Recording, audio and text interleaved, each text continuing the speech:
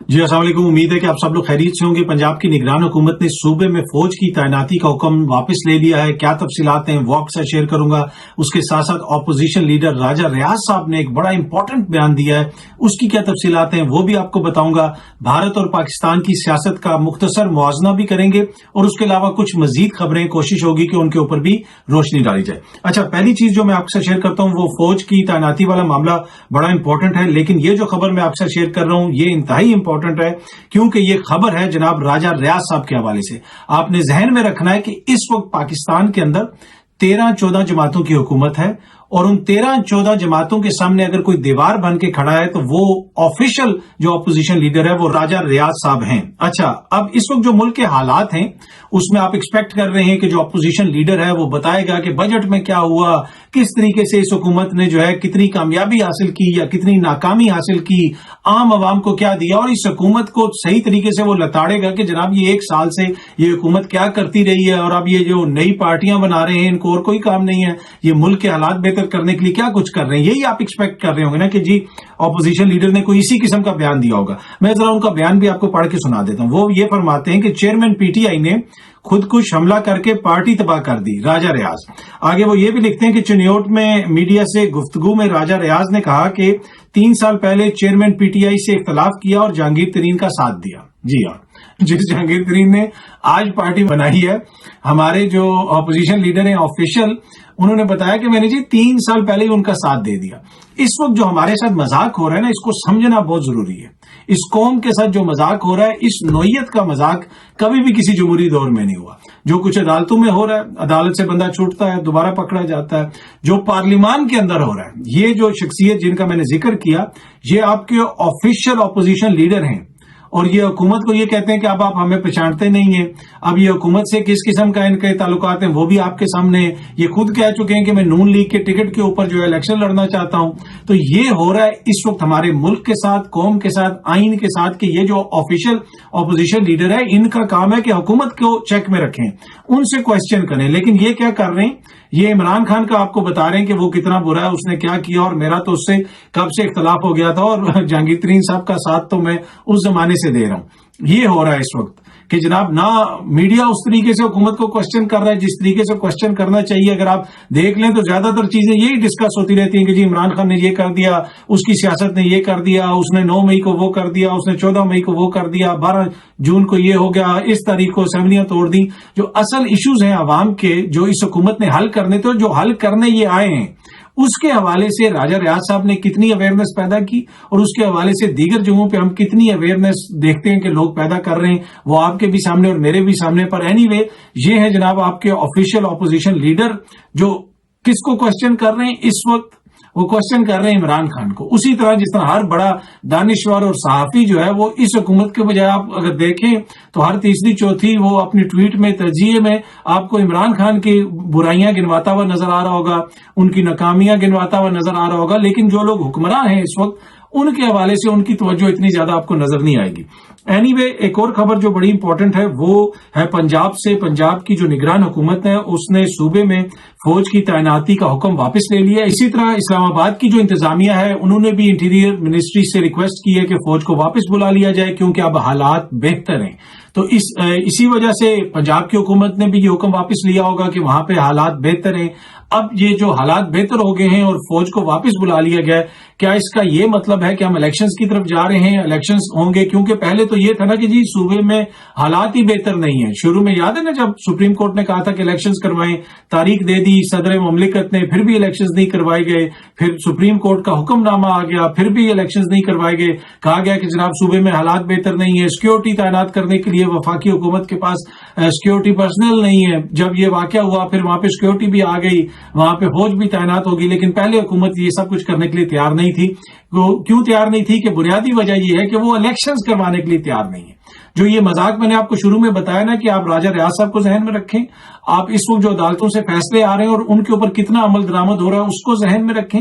یہ جو جمہوری اتحاد اس وقت آپ کے اوپر حکمرانی کر رہا ہے، جمہوریت کے نام پہ یہ ملک کے اندر کیا کچھ کر رہے ہیں، آپ اس کو ذہن میں رکھیں۔ اور پھر جو سپریم کورٹ کے فیصلے کا مذاق اڑایا گیا، 90 روز کی جو شک تھی اس کے ساتھ جو ہوا، جو 90 روز میں الیکشنز کروانے تھے، ان ساری چیزوں کو آپ ذہن میں رکھیں اور پھر یہ دیکھیں کہ یہ ہے 13-14 جماعتوں کی جمہوریت یا پھر وہ جمہوری مذاق جو اس وقت ہمارے ساتھ ہو رہا ہے. اچھا اینی وے وہ یہ کہتے تھے کہ جی ہم الیکشن نہیں کروا سکتے. یقیناً جینوئن ریزن ہوں گے وہ الیکشن نہیں کروا سکتے. دیکھیں نا, یہ تو نہیں ہو سکتا کہ ملک کے اندر 13-14 جمہوری جماعتوں کی حکومت ہو اور آئین کے اندر واضح طور پہ لکھا ہو کہ 90 روز میں الیکشن کروانے, لیکن وہ الیکشن کروائیں نا. اور اسی طرح سپریم کورٹ جو ملک کی سب سے بڑی عدالت ہے وہ یہ حکم دے دے کہ آپ نے الیکشن کروانے اور پھر بھی الیکشن نہ ہوں. کبھی آپ نے سوچا ہے کہ جناب ایسا ہو سکتا ہے؟ پر یقیناً یہ آئین اور قانون کے مطابق ہو رہا ہوگا. کوئی اس کا بہت بڑا ریزن ہوگا جو مجھے اور آپ کو نہیں پتا. یہ آئین میں کسی جگہ پہ لکھا ہوگا اور یہ حکومت والے ہمیں آنے والے دنوں میں سمجھا دیں گے. قوم اس حوالے سے زیادہ فکر مند نہ ہو. اچھا, اب الیکشنز نہیں ہو رہے تو اس سے کیا ہوتا ہے؟ اس سے کس کا نقصان ہوتا ہے؟ اس سے سیاسی جماعتوں کا نقصان نہیں ہوتا, اس سے ملک کا نقصان ہوتا ہے. ملک کے اندر جو سٹیک ہولڈرز ہوتے ہیں وہ آپ کی عوام ہوتے ہیں. یہ کیسی جمہوریت ہے کہ جس کے اندر آپ یہ نہیں چاہتے کہ عوام کو ووٹ کا رائٹ ملے یا عوام کو یہ رائٹ ملے کہ وہ چوز کریں کہ کس سیاسی جماعت کو ہم نے ووٹ دینا ہے. جناب ہم بیٹھ کے کہہ دیں کہ جناب یہ بھی دہشت گرد ہے, وہ بہت برا ہے, وہ فلانا ایسا ہے, تو اس کو سیاست سے علیحدہ کر دو, وہ فطرہ ہے اس کو ختم کر دو. نہیں, جمہوریت میں ایسا نہیں ہوتا. مسائل ہوتے ہیں, سیاستدانوں کے مسائل ہوتے ہیں, ان میں کے اوپر مقدمات بھی چلتے ہیں, سب کچھ ہوتا ہے, لیکن عوام کو یہ رائٹ ہوتا ہے کہ وہ الیکٹ کریں جس کو وہ الیکٹ کرنا چاہتے ہیں. اگر آپ بھارت کی مثال لے لیں, انڈیا ٹوڈے کی یہ خبر دیکھ لیں آپ, یہ غالباً 2019 کی خبر ہے.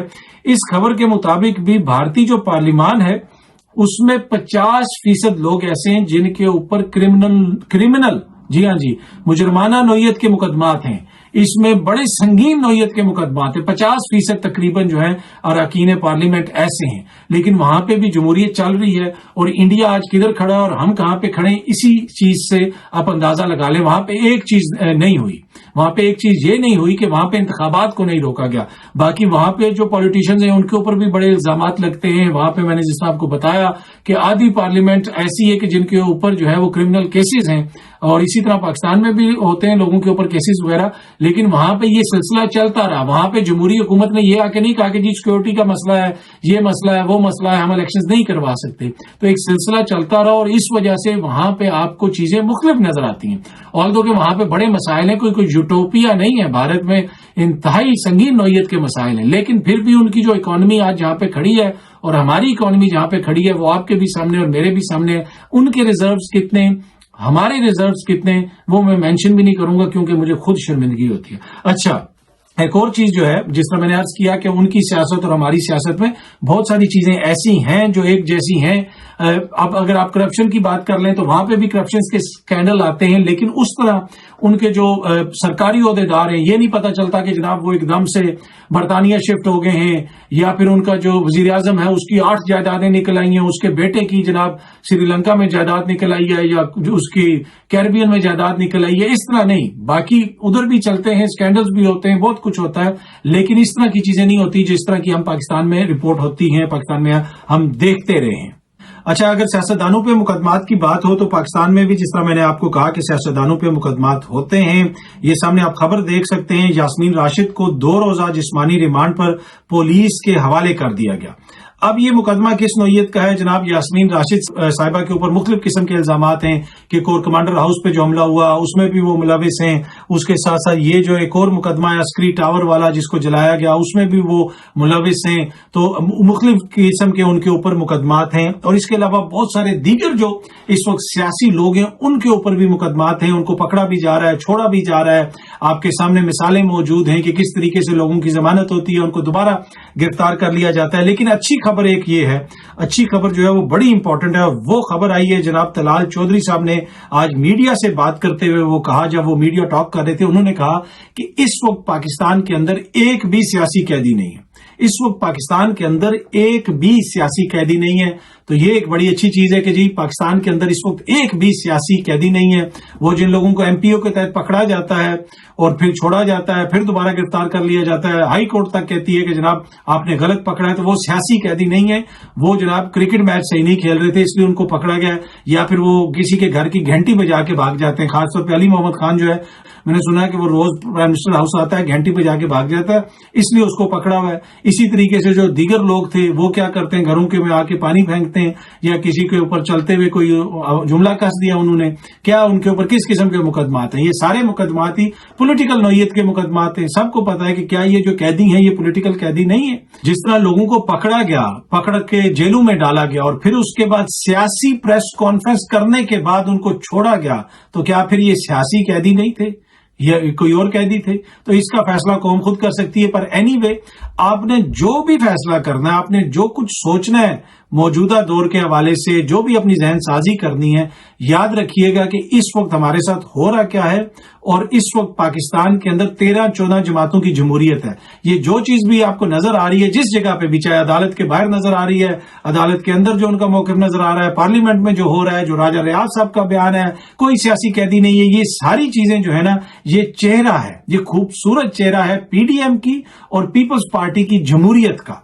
और ये हमारी जमहूरियत की जो मुस्तकबिल है, हमारी जमहूरियत का, बिलावल साहब, मरियम बीबी और आने वाली जो हमारी जमहूरी क़यादत है, ये उन सब की जमहूरियत प्रो मैक्स है, जिसका मुजाहरा हम देख रहे हैं गुज़िश्ता 1 साल के दौरान। और अभी कुछ अरसा और तक भी इस जमहूरी चेहरे को देखते रहेंगे हम, और इस जमहूरियत से हम मुस्तफीद होते रहेंगे। उम्मीद है कि ये वीडियो आपको पसंद आई होगी। बहुत जल्दी आपसे दोबारा मुलाकात होगी। Thank you so much.